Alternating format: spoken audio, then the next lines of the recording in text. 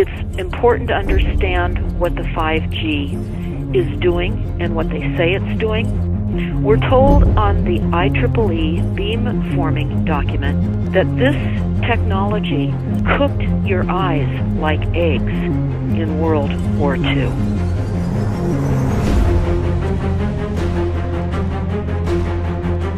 And you all need to understand these are military weapons. These are assault frequencies. If you garner nothing more than that, that's what you need to know. It's microwave radiation warfare, is what this is.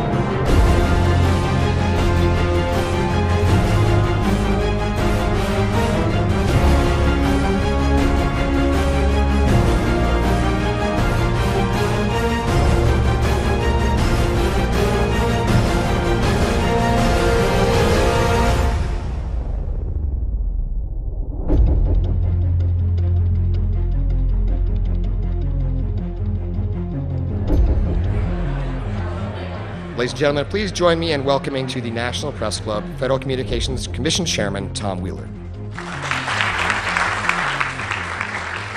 It's an honor to be here at the National Press Club.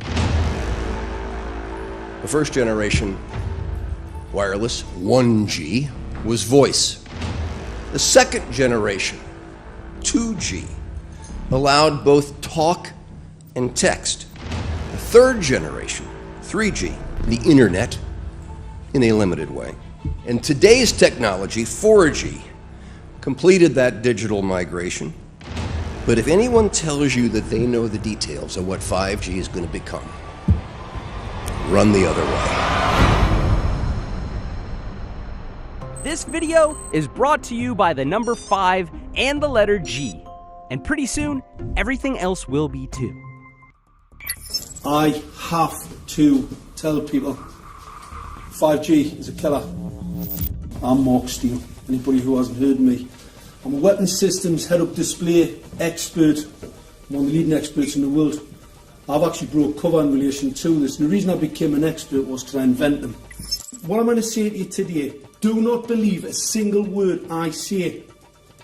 Not one. I want you to do your own research. You'll find it's absolutely terrifying. You got your body covered? Aye. Oh, good lad. Right, because I'm talking to that. This 5G rollout is a weapon system. I've got a letter in with central government because I know about weapon systems more than anything other. In Britain, in a place in the north of England called Gateshead, a scientist there called Mark Steele has been very publicly and actively warning people about the effects of LED streetlights, which he says in Gateshead are emitting now 5G. Right, what's the crack? Hey, lads. I'm just having a word with these Gateshead council workers about replacing these transmitters on these lights that are causing harm and assaulting the community.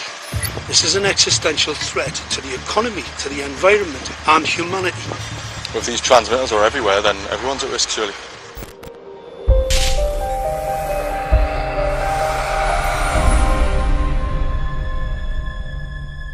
There's a lot of confusion about what 5G is. The G stands for generation. So you started off with the first transmitter system. Back in the 1980s. In the 80s, yeah. So you had 1G, then you had 2G. And as the generations moved on, you started to see more complex signal systems, cleverer pieces of antenna designs, etc., etc. So the whole thing became more data, quicker downloads, etc., etc.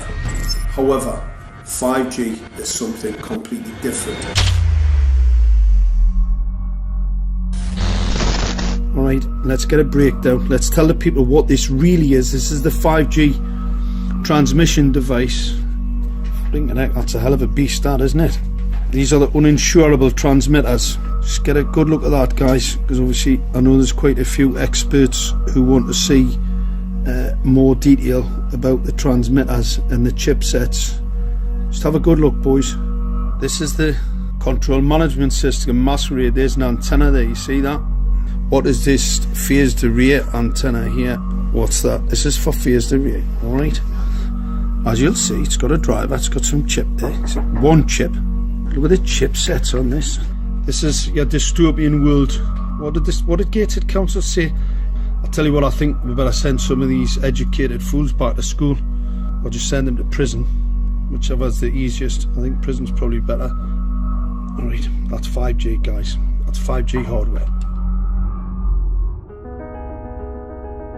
You must consider the whole part played by electricity in nature. Human beings cannot go on developing in the same way in an atmosphere permeated on all sides by electric currents and radiations. It has an influence on the whole development of man. This life of men in the midst of electricity, notably radiant electricity, will presently affect them in such a way that they will no longer be able to understand the news which they receive so rapidly. The effect is to damp down their intelligence. Such effects are already seen today. Even today, you can notice how people understand the things that come to them with far greater difficulty than they did a few decades ago.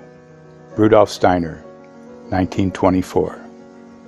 Rudolf Steiner noted that in 1924, since then our atmosphere has become far more permeated with electric waves of widely diverse types. There's no doubt now that electric waves, electromagnetic forces, cause direct biological effects. There's thousands of peer-reviewed papers on this subject. There's no doubt about it. But what are these effects? How are they affecting us? What can we do about it? We're now at a stage where we're putting in what's called 5G, which is a special type of broadcast for high-density information transfers. And it turns out that this is the same frequency bands that are used in crowd dispersal weaponry.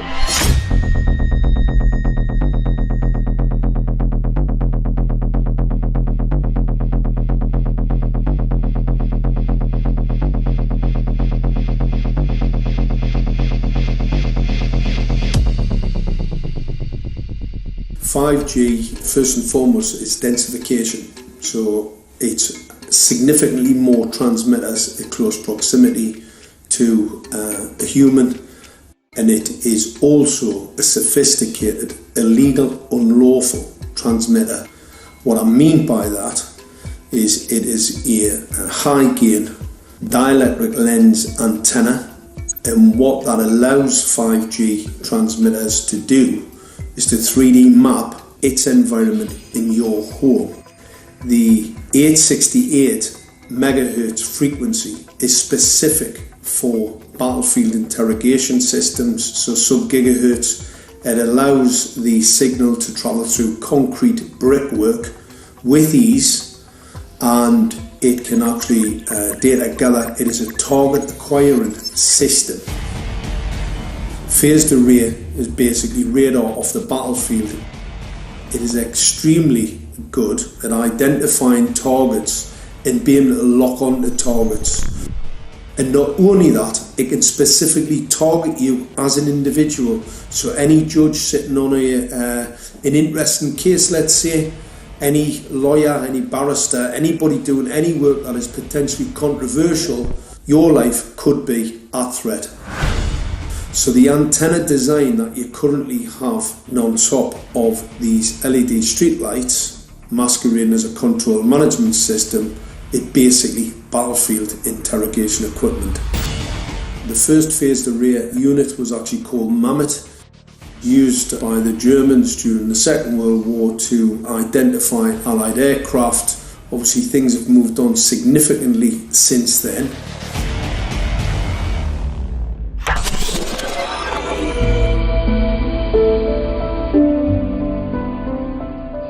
Well, I joined the Royal Navy in 1960, and I specialised in microwave warfare.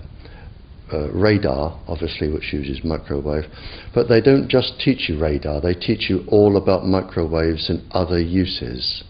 So I understood about microwave warfare and how it can damage people, how it can harm people. Microwaves then were used as weapons, as they are today. It is a perfect stealth weapon, and when governments don't like a group of people, For instance, the ladies who protest at Greenham Common in England about the American missile base they camped, they were microwaved. We microwaved Catholics in Northern Ireland to make them sick. It goes on all over the world, and it's a weapon that you don't know you're being targeted, because the dose is very, very low, which is actually more dangerous than a high dose. It's very, very low, and it may take a year or two, but you can cause neurological damage and cancers with low-level microwaves, and you can make all your opponents sick. It's a perfect weapon for a government. Our impulses are being redirected. We are living in an artificially induced state of consciousness that resembles sleep. Their intention to rule rests with the annihilation of consciousness. We have been lulled into a trance. They have made us indifferent to ourselves, to others. We are focused only on our own gain. Please understand, they are safe as long as they are not discovered. Keep us asleep, keep us selfish, keep us sedated. Almost immediately, I had neighbours knocking on the door, talking about children bleeding from the nose. I had images posted on Facebook. And one neighbour in particular came to my door and mentioned the fact that since the LED street lighting had been installed, she was bleeding from the nose every single night. I thought it was unbelievable. However, I spoke to another neighbour who lived not far from the first lady who mentioned this, and she also confirmed that since the LED street lighting had been installed, she also had started to develop nosebleeds and had never had nosebleeds before in her life. That then put me on a journey to investigate. I measured microwave radiation levels from the transmitters on top of the LED streetlights. The basic 868 megahertz, it was significantly higher than the current Council of Europe 1815 resolution, which is a maximum of 600 millivolts. I've measured up to over 3,000 millivolts. 5 to 6 times higher than the guidelines. Significantly higher than the current Council of Europe 1815 resolution, which states that 200 millivolts should be the maximum. The Bioinitiative report states that it should be significantly less than that. So we've got the Council of Europe, that's, you know, the international criminal courts are stating that, you know, the learned judges have said that 200 millivolts, and I'm measuring in bedrooms in Gateshead minimum 600 and up to 4,000. Does this mean that in 2020, 2021, when 5G is destined to roll out globally, that you're going to get those kind of readings everywhere all the time? Everywhere all the time. Worse than that? Worse than that. Yes, 5G will connect the Internet of everything. If something can be connected, it will be connected in a 5G world. Hundreds of billions of microchips connected in products from pill bottles to plant waterers, requiring massive deployment of small cells. We won't wait for the standards. Now, to make this work, the 5G build-out is going to be very infrastructure intensive. We must reject the notion that the 5G future will be the sole provenance of urban areas. The 5G revolution will touch all corners, and that's damn important. The interconnected world of the future will be the result of decisions we must make today.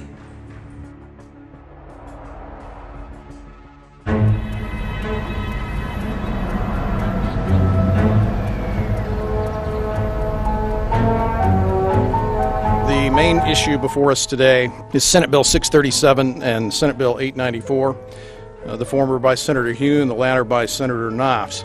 We're going to invite the first four witnesses in support of the legislation, and that would be John Jones with Sprint, David Lewis and Andy Emerson with AT&T, Neil Krevda with Verizon, and Frank Alcavetti Jr. with T-Mobile. So be straight with me. Is it true?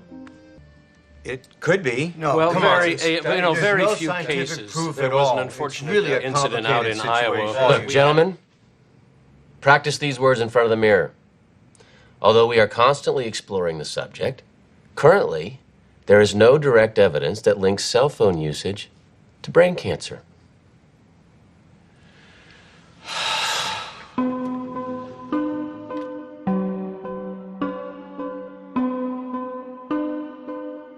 I'm Sharon Goldberg. I'm an internal medicine physician. I've practiced medicine for 21 years, and my background is mostly academic, internal medicine, hospital-based, clinical research, and medical education. I'm a certified Microsoft small business specialist. I worked on space station designing the cabling system for the airlock module, where I was responsible for EMI, EMC analysis, which is electromagnetic interference, electromagnetic compatibility. I am a professor in the Department of Epidemiology, Biostatistics, and Occupational Health, and I teach there both toxicology and health effects of electromagnetic radiation. My name is Daphne Tachover, and I'm the founder of an organization called We Are the Evidence. We are an organization that represents the many adults and unfortunately many children who have become very sick from wireless technology radiation. There seems to be a couple false Easter eggs being put out there right now. I want to make sure we dispel that right off the gate. The effects of wireless on health scientifically are very, very clear. So it's always pushed back to the definition of an acceptable level of radiation. And that's what this is, by the way. This is about radiation. Wireless radiation has biological effects, period. My name is Dr. Angie Kolbeck. I've been reviewing the studies showing the impacts of wireless radiation on our health, and there are now thousands of studies showing the following adverse health impacts to wireless radiation: cancer, oxidative damage, DNA damage, DNA failure. Things like memory, dizziness, anxiety, brain fog. Headaches, nosebleeds, cognitive problem, exhaustion. We have evidence of DNA damage, cardiomyopathy, which is the precursor of congestive heart failure. Short and long-term memory loss, decreased attention spans, lower reaction times, even involuntary contractions of muscles causing misalignments of spines and jaws. Breast cancer. We suddenly have breast cancer in women who have no DNA predisposition. Disrupted immune function and change in stress proteins. Reproductive and fertility effects. There are dozens and dozens of studies that show beyond any doubt what this radiation is doing to our sperm. Now, if you take the cell phone out of your pocket, the sperm will recuperate within 3 to 4 months. What would not recuperate would be the damage to the DNA of the sperm. That is irreparable. The wife of the ex-governor of Indiana was diagnosed with glioblastoma. Same brain tumor Ted Kennedy had and John McCain had. Did you look at John McCain's scar? This is a cell phone brain tumor. LeBron James, one of our sports people, had a salivary gland tumor. That is another cell phone tumor. You didn't hear about it because immediately after that was discovered, he was paid by Samsung to become their spokesperson. We are seeing increases in brain tumors. We're seeing increases in Alzheimer's. We're seeing increases in all of the neurotransmitter diseases, ALS, Lou Gehrig's disease, Parkinson's. These are all disease systems that are known to be associated with low-level energy exposures. We talk about 24/7, around-the-clock exposure, wherever you are and your whole body. You never get away from it. And it seems from our studies that maybe your immune system can cope with for a time, but it will deteriorate. Then the irradiation will definitely damage cells at a deeper level, and the question is what will then happen? These are out of peer-reviewed papers, so these are not just hypochondriacs thinking that they're doing it. We're having real problems with this. This is no longer a subject for debate when you look at PubMed and the peer-reviewed literature. These effects are seen in all life forms: plants, animals, insects, microbes. So 5G is not a conversation about whether or not these biological effects exist. They clearly do. There is scientifically evidence that is so strong that you can be certain that the standards used by the SCC to manage health effects are wrong. We need to start measuring how much radiation are people being exposed to. before we roll out 5G, there are 4 kinds of electromagnetic fields that we know are harmful to human health. So radio frequency radiation, magnetic fields, dirty electricity, and electric fields, okay? Our exposure, any given person, and all humans are affected by EMFs. What is our exposure in a day? It's not one cell phone. It's cell phones, it's multiple wireless networks, it's smart meters, it's cell towers. It's this sandwich, and it all adds up. The data we're going to look at are all published science, testing results, or public standards. At the bottom end of the radiation scale of what's called power density, or signal strength, is the minimum level at which cell phones will work, which was found to be 0.2 billionths of a microwatt per centimeter squared.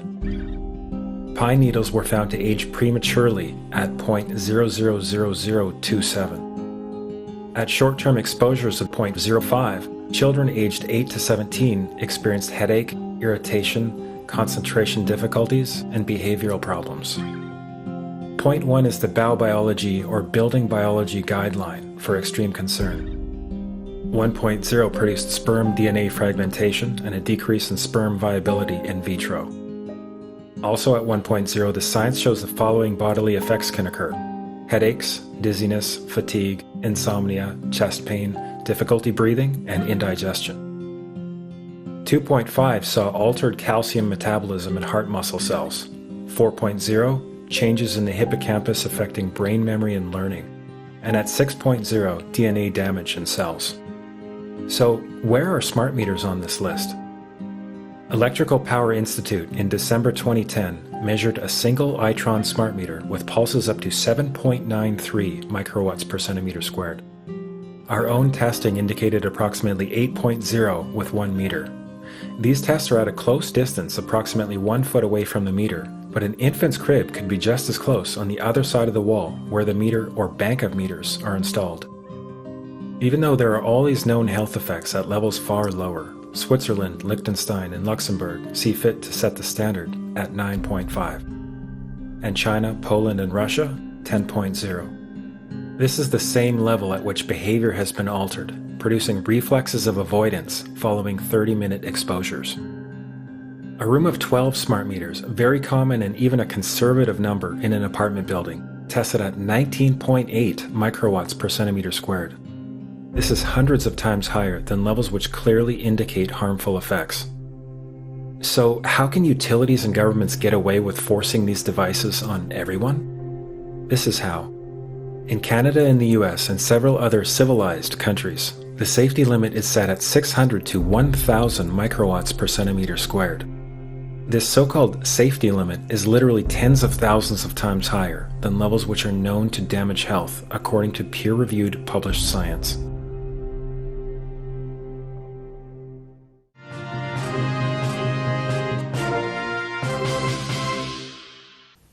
Faster, better, more reliable internet.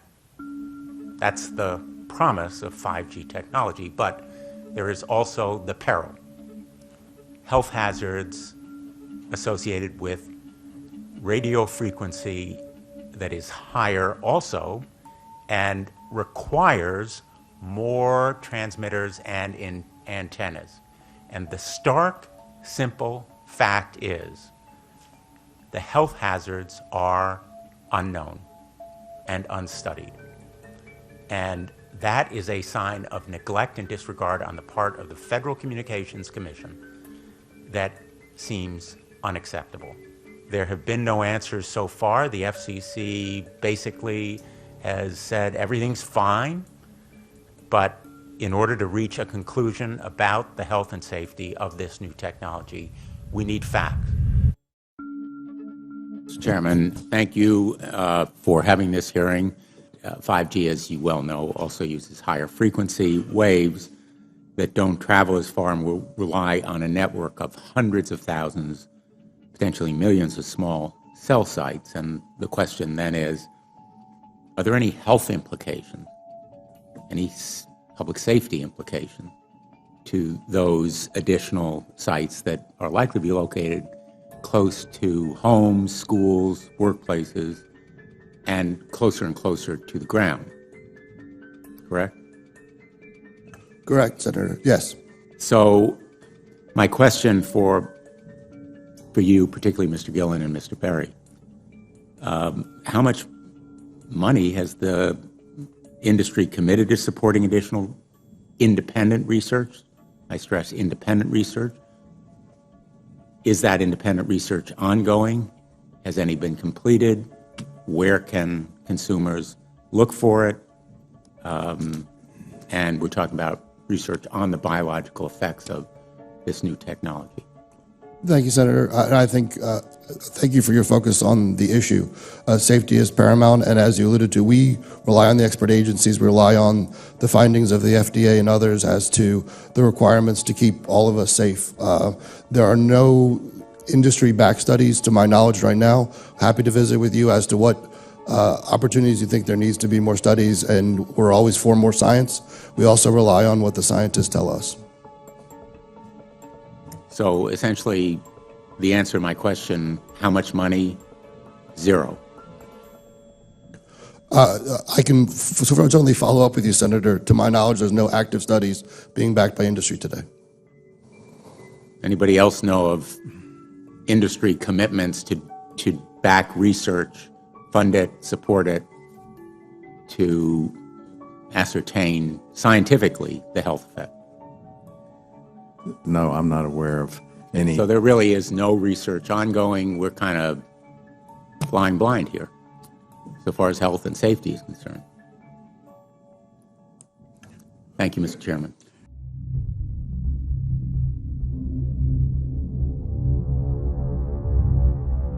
You're a trained medical professional. Yes. We don't have one on the panel.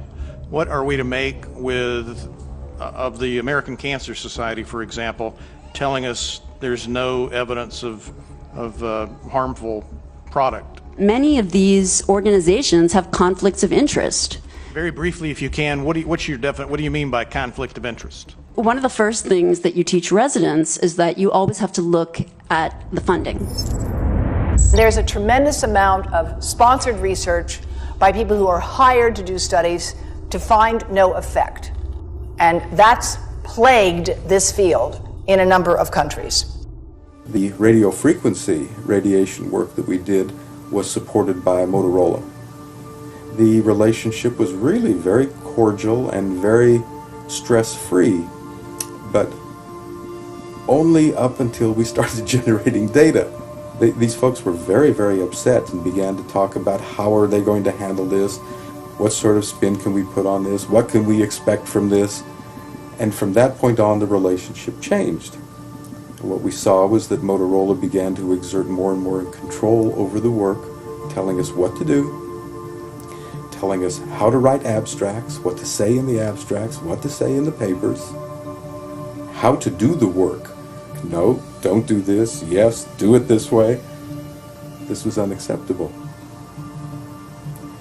I had completed our study of DNA damage, and I submitted the final report to Motorola. They simply weren't willing to accept my interpretation of my study, my evaluation of my study, my knowledge of science at that point, and tried to urge me not to publish the study. Did you hear about people coming to you as far as having complaints about illness? We were made aware of health complaints following installation of smart meters, and we wanted to verify this using our field work. So I measured the field of about 30 different people while they stood 1 foot in front of the smart meter, and in every single case, the human energy field was obliterated as they stood in front of the smart meter. So in our first slides, what we see is normal cells, and the structure of the cells is intact and sound. This is what we would expect from a normal sample. So after 2 minutes of exposure in front of the smart meter at about 1 foot away, we see a totally different story. Sample 1, you can see a lot of degradation in the cells. The cell walls have been broken, and you see changes in the cells which are called mycoplasma. It shows a mutation to the cell.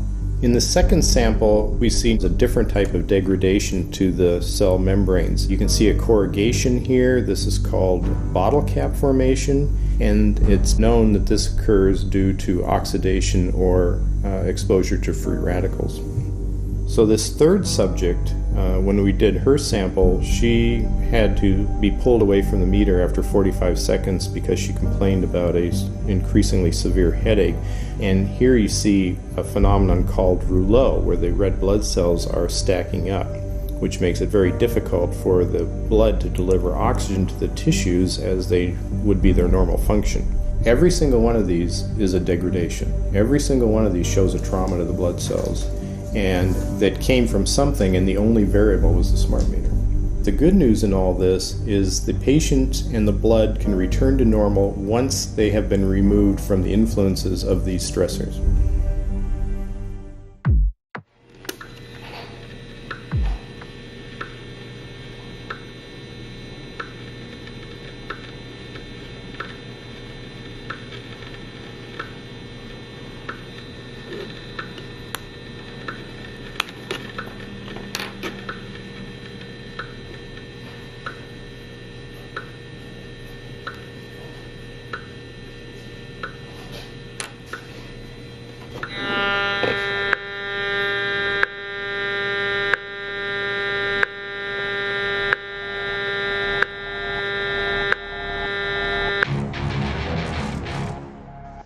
Some of the effects that we can look at, well, one thing is just our regular Wi-Fi, 2.4 gigahertz. That's in the same range as microwave ovens, which are also called radar ranges, because that is radar. 2.4 gigahertz is interesting. It's not the peak absorption rate in water for microwave frequencies, but it's at a point where it allows full penetration, because if it came in at the peak, it would prevent the insides from getting warm. So that's with basic Wi-Fi. Now when we look at 5G, 60 gigahertz, this is what they call active dispersal sort of weaponry, just to keep people back. It burns the skin. It doesn't penetrate, but 60 gigahertz is the frequency of oxygen molecule absorption.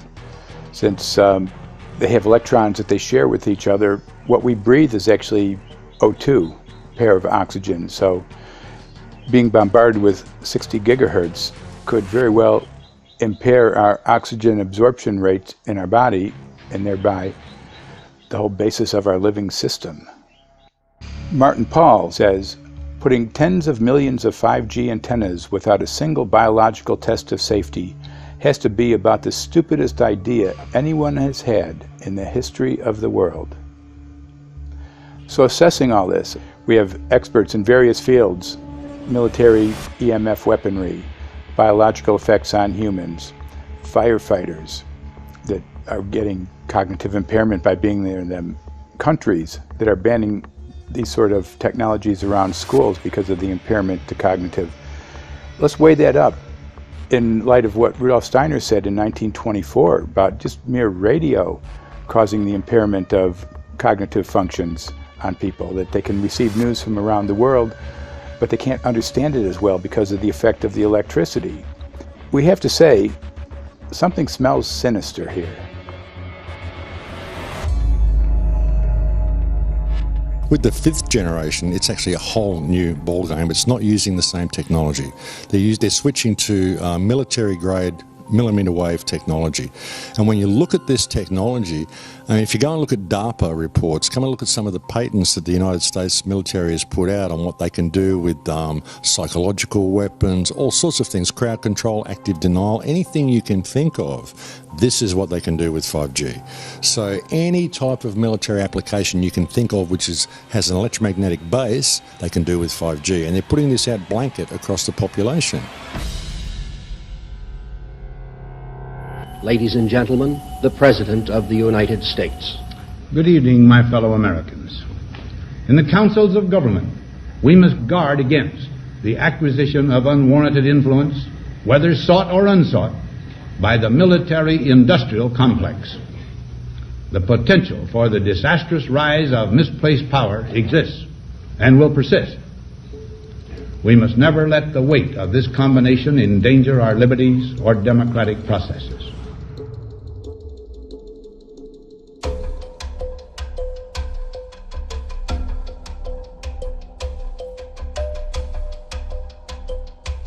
The FCC is a capture agency. They probably conducted what I believe to be the biggest fraud on the public ever conducted.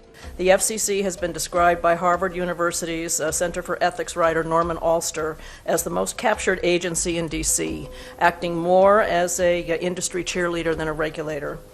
This is especially true today with 5G, where there are serious safety concerns and potentially misleading information coming from the FCC. For example, the previous chairman of the FCC is Tom Wheeler. He was the head of the Wireless Lobby Association for 14 years.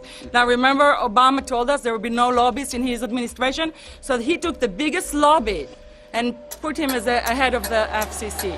And that's damn important.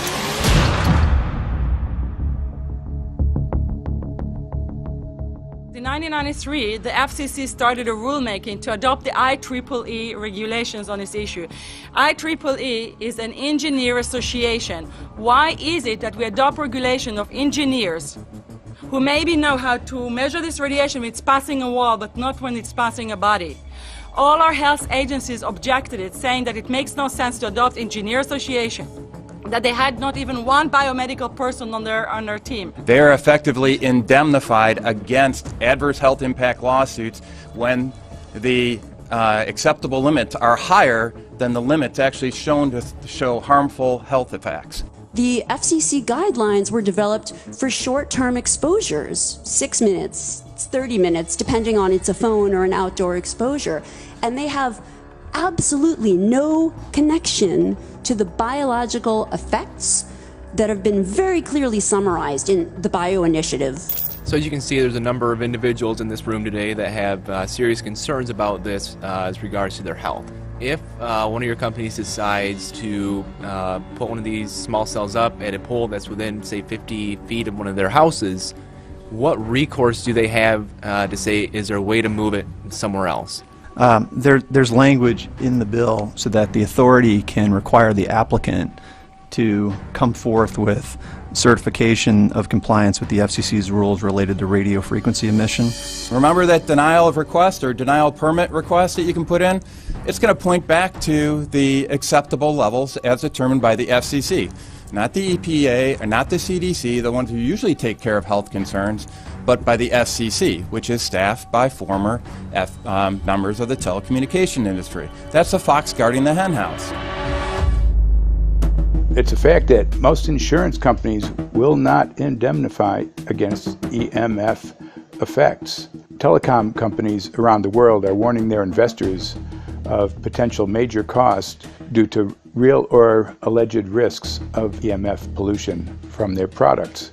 Interestingly enough, they're warning their investors, but they're not telling their customers. They're basically keeping it quiet because that's where their money comes from. So we're using technology that could be very potentially harmful to us, and the investors know it.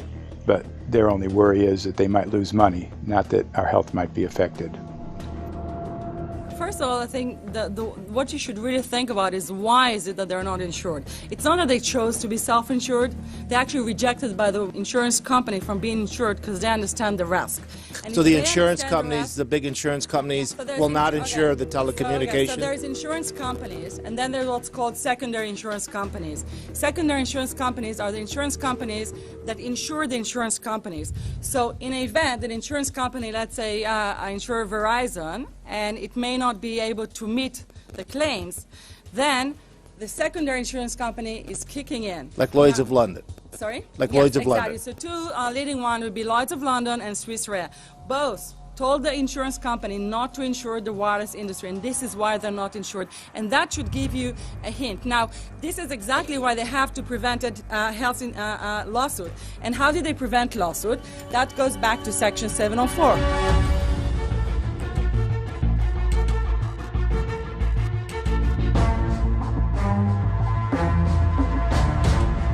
Section 704 was passed in 1996. This is how our rights in regards to health were taken away by the wireless industry. What this legislation did, it gave the power to regulate the health effects of wireless technology to the FCC. FCC is a spectrum auctioning agency. It's not a health agency. They don't even have one biomedical person on their team. And then the other thing that Section 704 did, it actually took the power from the states to regulate location of cell towers based on health. And what does it mean? It means that if they want to put a cell tower in front of your home, you cannot go to your city council and say, hey, stop, I don't want it. I just heard in a lecture that there are 10,000 studies proving that it's harmful. I don't want it. My child is sick. They will tell you, stop. You're not allowed to mention this in the city council because Section 704 says that if you will, and if the application will be rejected, the city will be sued, can be sued by the wireless industry.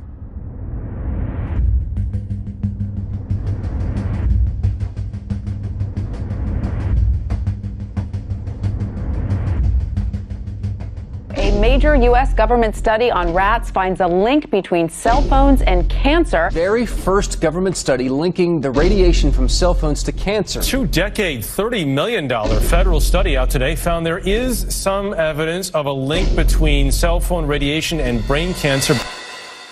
Professor, what is the NDP? I've heard that study several times. NDP is what? So it's a $25 million study on rats and mice that was supposed to demonstrate that there were no effects of radiation below thermal.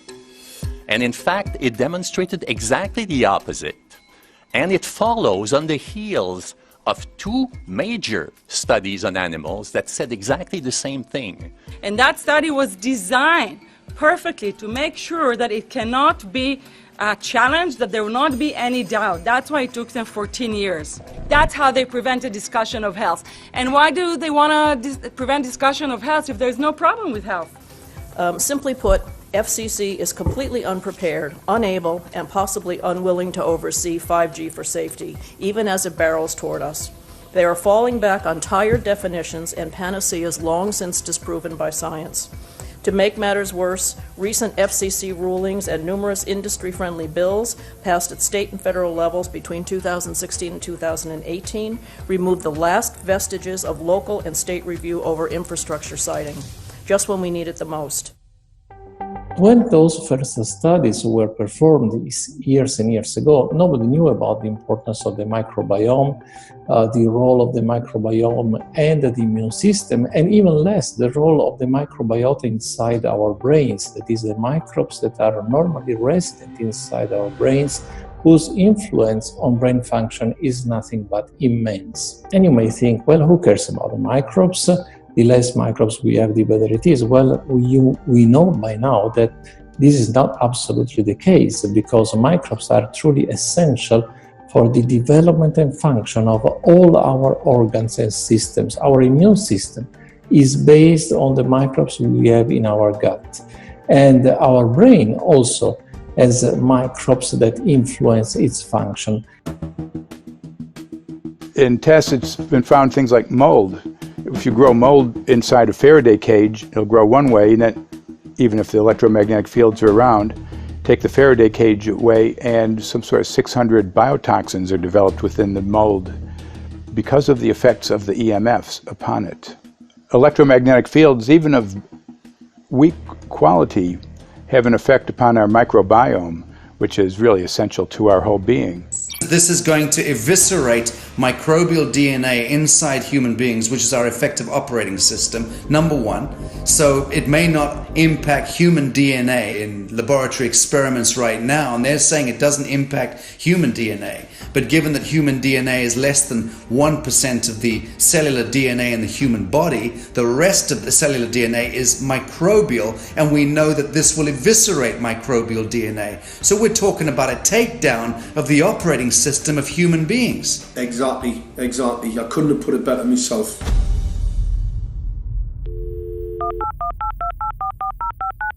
John Brandt. Good morning, Mr. Brandt. Wow, this is Amanda from Virginia Hi, how are you? Hi, I've been trying to get a hold of you for months now. You guys are covering up chemtrails. No, we are not covering it. We have no reason to cover up chemtrails. Of course, you have every reason to cover it up. Every reason. It's called What losing your reasons job. would that be? Oh, well, you personally, you would lose your job if you were to reveal anything to me, and it's probably unsafe for you to even be speaking about this, considering the types of individuals you work for. It's not unsafe. It is unsafe. There's no problem with us talking on, you're a citizen, you're making a complaint. Oh, Lord have mercy on myself. It's a complaint in an area that we don't have authority to regulate.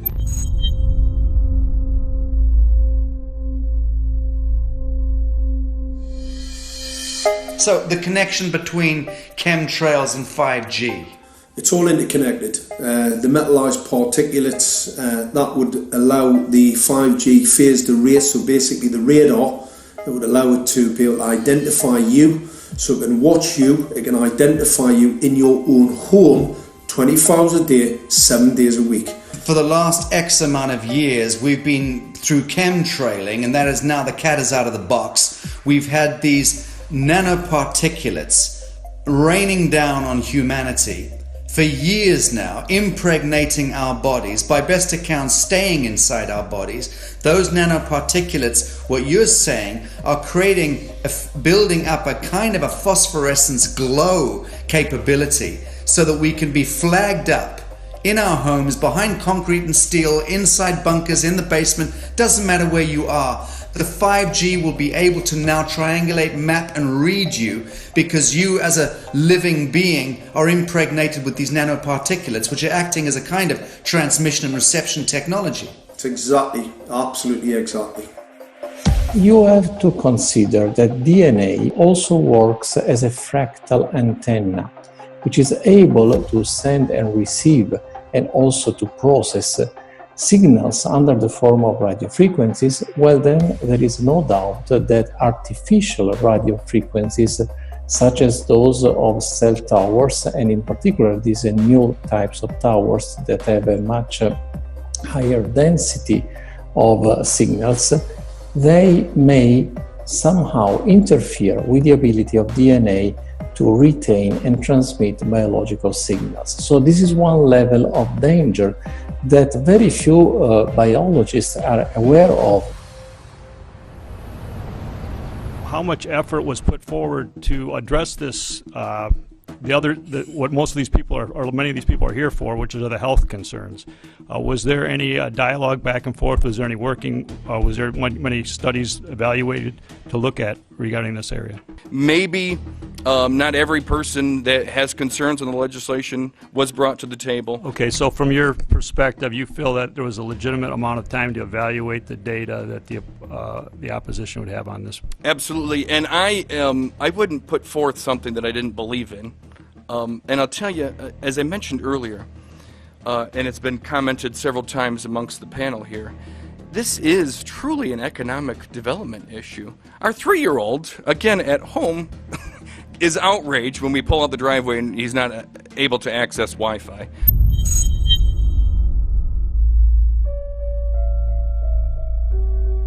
I think anyone who puts Wi-Fi into a school should be locked up for the rest of their life.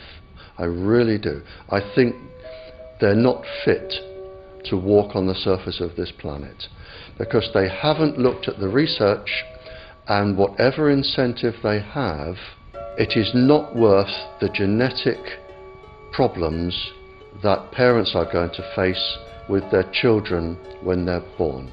France has banned Wi-Fi in nursery schools and put warnings out for regular schools because they're finding there's impaired learning capacity in children when they're around Wi-Fi. And they have to put up warning signs where they put Wi-Fi transmitters. When I got sick and I learned that they're putting Wi-Fi in the schools in Israel, I was very sick at the time, but I could not tolerate the thought that children in the schools will become as sick as I have. And after a few months of correspondence, I submitted a Supreme Court case in Israel to ban the use of Wi-Fi in the schools and replace them with wired network. The 4 top diseases that kill our children, our young adults right now, are brain tumors, thyroid cancer, testis cancer, rectal cancer, everywhere we put our cell phones. And a lot of our children are sick and they're being misdiagnosed and mistreated because the wireless industry has put billions and billions of dollars in the past 30 years to mislead the public as to the health effects and keep the public uninformed. We are performing an experiment on children. We are exposing children to microwave radiation for 6 hours during every school day. We have had absolutely no studies looking at the long-term effects of this radiation on young people or even on adults. A considerable amount of research shows that developing brains and bodies of children are much more affected than adults. And there are clear indications of a link between increased electromagnetic fields and autism spectrum disorders. We took 10 autistic children and went back to the sleeping location where the mother was when she was pregnant with that child and compared it with the sleeping location of a mother that gave birth to healthy children. We had 10 mothers in that group, 10 mothers in this group, and in the group of the autistic children we found that the measurements that we got for the microwave exposure was elevated compared to the group of children that were normal. The fetus is affected. The exposure to man-made electromagnetic fields has become the first factor that could be isolated ever in autism that could predict autism. The fifth generation of wireless technology, or 5G as it's being rolled out worldwide without safety testing. Let me say that again, without safety testing. And how we've got scientists and doctors and environmental organizers saying, stop this. Because in terms of the effects of wireless radiation, the science is in. Wireless radiation can lead to cancerous heart tumors, brain tumors, DNA damage. Wireless radiation is linked to infertility, to autism, Alzheimer's, and more. And guess what? All the effects that I just listed, those are some of the effects that are known according to the technology that's being seen today. First of all, you have to know that we know that the other EMFs that we're exposed to are already known to be health risks. And basically that 5G, because of the frequency that's going to be used and because of the extraordinarily high pulsation levels that will be used, is a much bigger threat to our health than the things that we already have, which are very substantial threats to our health. We're not just talking about the intensity. We're talking about the frequency and the very high level of pulsations.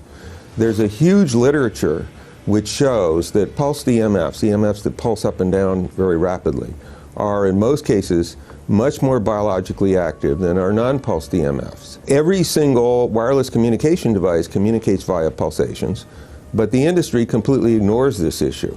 The problem with 5G is that they're planning to put out tens of millions of these antennae all over the place without doing one single biological safety test. Are you implying possibly that we, the consumers, are the guinea pigs since they haven't really done tests to see the effects in a smaller setting? I mean, that's not an implication, it's a statement. We are, yes. Cancer is not the main concern that I have. I'm really concerned about sperm count and about effects on pregnancy. How many of you know that 1 in 6 American couples is unable to have a child when they want to? How many of you know that last year the birth rate in this country dropped the most that it ever has in recent history, 3% in a single year? People look at the sperm, and people use cell phones, and the sperm, usually sperm swim, and they swim straight. But if you expose them to radio frequency, mobile phone waves, they swim in a circle. Studies have been done here in Australia, taking sperm from healthy men. And one test tube gets exposed to cell phone radiation, and one test tube is not exposed to mobile phone radiation. And then the results are evaluated. And this is a measure of vitality. We measure how well the sperm swim. This is a measure of motility. This is a measure of mitochondrial DNA damage. They have 3 times as much damage on their DNA if they have been exposed to mobile phone radiation. The data on that are rock solid. Cell phones can damage sperm quantity and quality. Your embryo, your uterus in the fetus, where your child is developing for the first 100 days, in the ovaries, the eggs do not have that protection. So they are at maximum risk from radiation. And for the first month or so, you wouldn't even know you were pregnant. You wouldn't even be taking precautions. That is the main danger area. So you give birth to a daughter, but her ovaries are now contaminated. She may be normal, she may be genetically damaged, but her ovaries are at the most risk. So when your daughter grows up and she becomes pregnant and has a baby, this is where one of these eggs will be fertilized and come out. So the real damage here is your grandchildren. That is where it is going to show most. Do you think that there is a chance that within the third generation of females, they may be irreversibly sterile? Not in the third generation, but in the fifth generation, and that would for humans be something in the order of 150 years ahead of us. And of course, then it's too late to say that you are sorry, and it's very too late to say stop. There is a wealth of papers. I mean, we're talking about thousands of published papers in the scientific literature, few of which, or sometimes none of which, have entered the official documentations from authorities and likewise. So I think it's really time to have an independent compilation of data. Such was done at August 31st, 2007 in the form of the Bioinitiative report, of which I was one of the authors. And then we put together approximately 2,000 scientific references on a little bit more than 600 pages, clearly saying that if you, for instance, if you are a rat or a mouse or a cell or a molecule, you should definitely not allow yourself to be exposed to this. And in the meantime, we have this full-scale experiment using our own kids. One interesting case, John Patterson. He was a telecommunications engineer in Sydney, Australia. Very brilliant man. For 20 years, John tested Telstra digital systems. Over the time, he realised the dangers of electromagnetic radiation. It disrupts the bioelectric system of your body, which is really your brain, your nervous system, how your muscles talk. And he tried warning of these effects through different agencies, through his company. Got all the test gear out and measured it and drew up a report, and I was immediately removed from service. Finally, in 2007, he took matters into his own hand. He commandeered a used British Army tank and went and destroyed 6 cell phone towers in Sydney, Australia, because he wanted to stop this. He was trying to make a point. The message was that how dangerous it was. You know, these people were elected by us to manage our infrastructure in a responsible manner. That is the sole purpose of government if it's going to exist at all. And if it doesn't do that, then it has no right. It is invalid. So we need to pull this infrastructure down. We really do. But in order to do that, I mean, we can't just be some violent domestic terrorist. You've got to bring this awareness to the people that these towers are doing them damage. You don't need bandwidth that fast. And they're not doing it so you can download movies quickly. They're doing it so they can track every single thing you do and bring in this social crediting system to control even everything you think.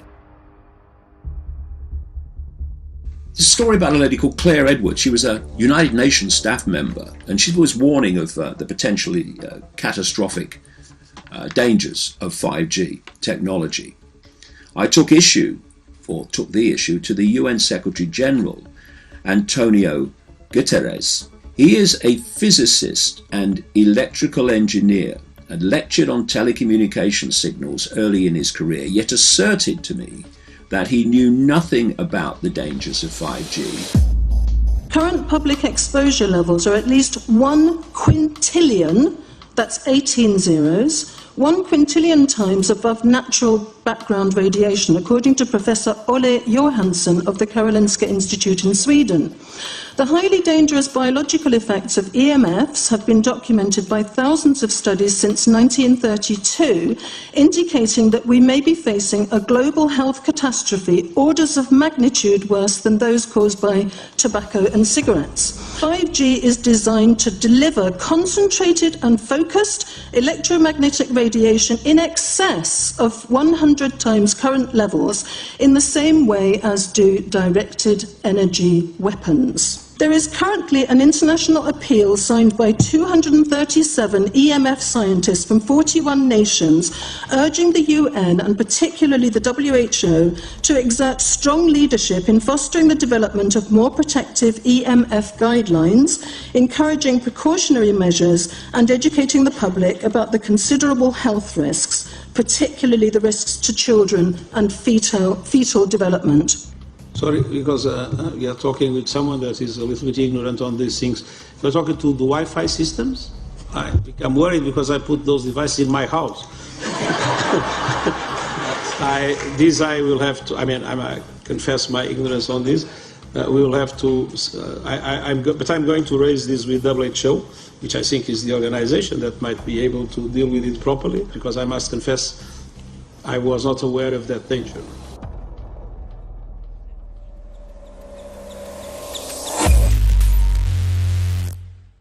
In 1996, when the Telecommunications Act was passed, in it was a provision essentially that kept local officials from addressing health issue concerns when approving or not approving a cell tower. So that's correct. But then something new is happening. We've talked a lot about it on the Solari report, thanks to Jason Bowden-Smith and his website EMF Warriors. But this is new. This is very, very new. So you're basically, sending out an appeal on something that in one sense hasn't happened yet. This is not just an incremental change. This is a big step up.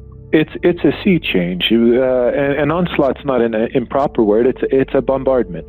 So instead of a cell tower 1 mile or 2 miles from you and you still have cell phone service, we're going to have antennas every block, and some poor soul is going to have one mounted to a utility pole maybe less than 20 meters from their home.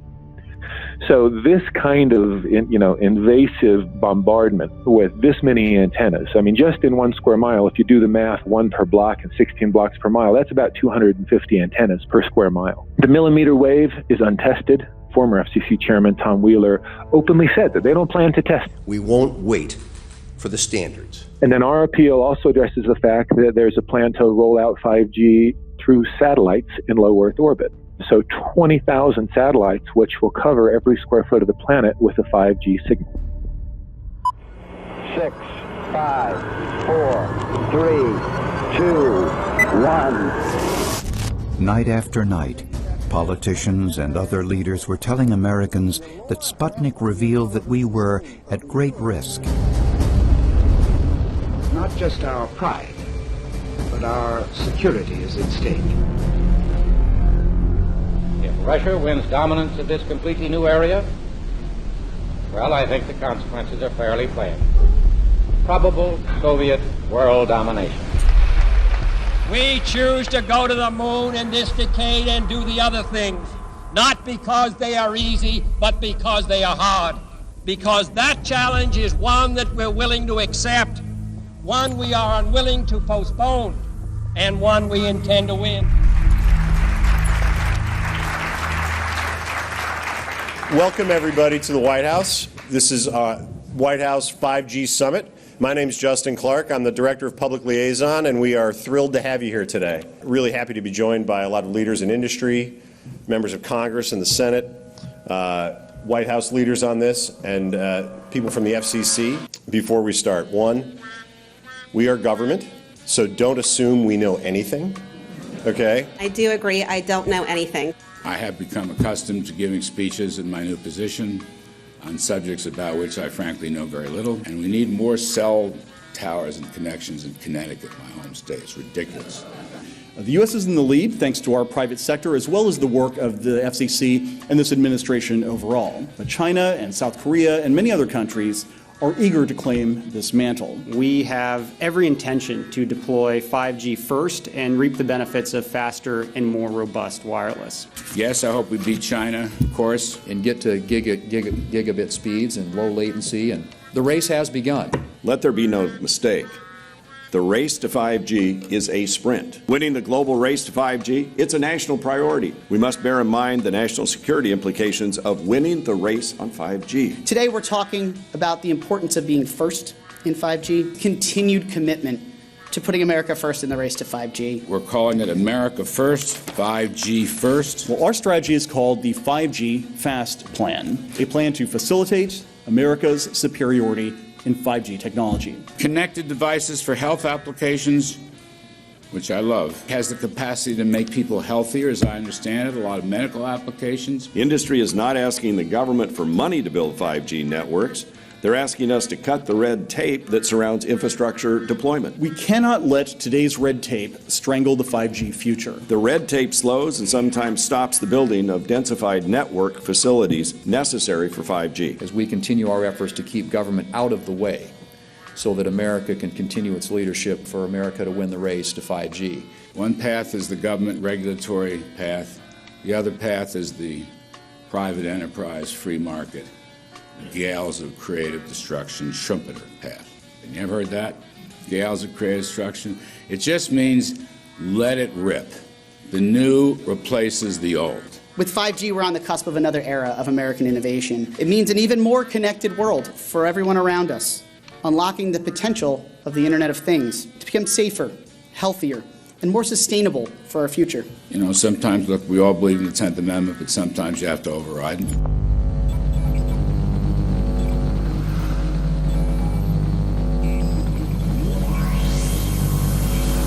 By the way, the 1996 bill permits that kind of override.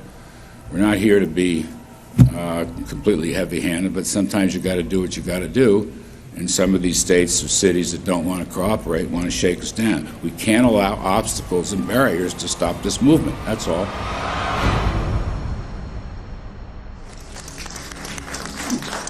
And this happened in Canada. I mean, there were some activists I was working with up there that said, well, you know, we won a victory. We got the Public Utilities Commission to allow us opt out. And I said, boy, that's divide and conquer. They just got rid of the people that were raising hell. So, you know, that's not the answer. We need to opt out everybody.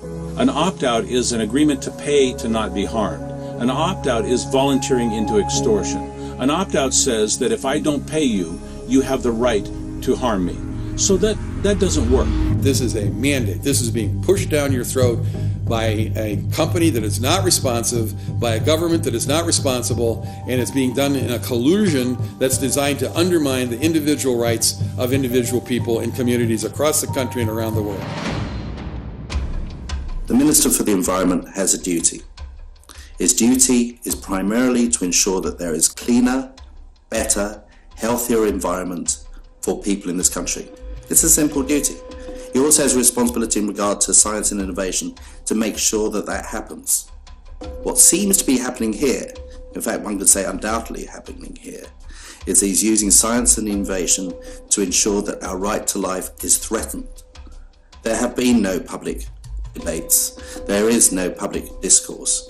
There are no public disclosures as to why, when, how, what is going on in regard to 5G. That by itself is a breach of ministerial responsibility, and one which we really should look at in terms of a private prosecution against the ministers who have failed to protect our right to life. Okay, smart technology, smart meters, smart cars, not that smart, huh? What does smart mean? Anything that has smart attached to it, secret militarised armaments in residential technology. That's where smart came from. And smart, every bit of technology that you see today has all been developed for either some type of battlefield, some type of intelligence gathering system, and obviously these developments have to be commercialised, and people have actually took them into their homes. The definition of a smart grid is a wireless system that will fundamentally turn every single appliance in your home into the equivalent of a transmitting cell phone. That's every computer, every television, every furnace, every air conditioner, every coffee machine, every printer, every single appliance that you have in your house will eventually, in a smart grid, have an antenna that's embedded into it that will transmit your usage data to a smart meter on the outside of your home that will then transmit your usage data to another tower receiving a usage signal that will then go to the utility company for supposedly billing purposes. Not all signals will just be about your individual use. There will be aggregate meters that will bounce signal from house to house to house within a neighborhood that will then accumulate all of the usage data that will transmit that to the utility company. Now, what that will do is that the end metering system that is transmitting all of that data will be firing an RF signal at many, many times a second, which will increase the average homeowner's radio frequency radiation exposure exponentially. This picture shows some aphids on the leaf of an orange tree shortly after radar equipment was installed at a nearby airport a number of years ago. I noticed that every few seconds, all the aphids would tense up in unison and do sort of a little dance, as you see in the picture. Upon further investigation, I found that the interval of time between the activity of each dance coincided exactly with the rotation of the radar rotor device at the airport, which was a distance of approximately 14 miles. The antenna arrays create this steerable beam, which helps concentrate the energy. The beams get pointed at the user. What's a MIMO tank? Massive in, massive out. British government have got a plan to roll 400,000 out. This is so that you've got 5G in every nook and cranny, every part of the countryside, so that you can have autonomous tractors, believe it or not. However, those transmitters, these are radar. It is phased array radar. Though that radar signal sweeping the countryside will kill every pollinator, every biological structure, it will sterilise livestock, it will kill the ground, consequently land won't have a value, obviously farmers will die, the community will be under attack. The community will be under attack. If we can't produce food, if we kill all the pollinators, we're in serious trouble. The takeaway is that 5G, the $1 trillion rollout of 5G by our friendly local government, is definitely a weapon system masquerading as a modern efficiency technology. It most certainly is, and what I put it down to, it's economic terrorism.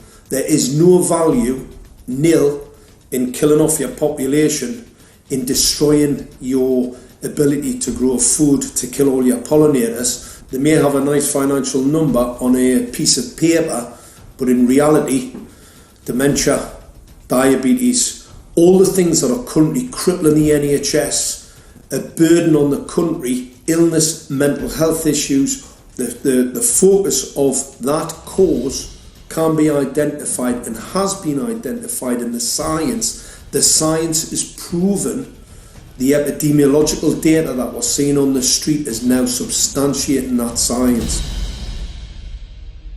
The DNA inside you, the mitochondrial DNA, you can trace unchanged to your mother, her mother, her mother, right the way back to the beginning of the human race in Africa, the Stone Age.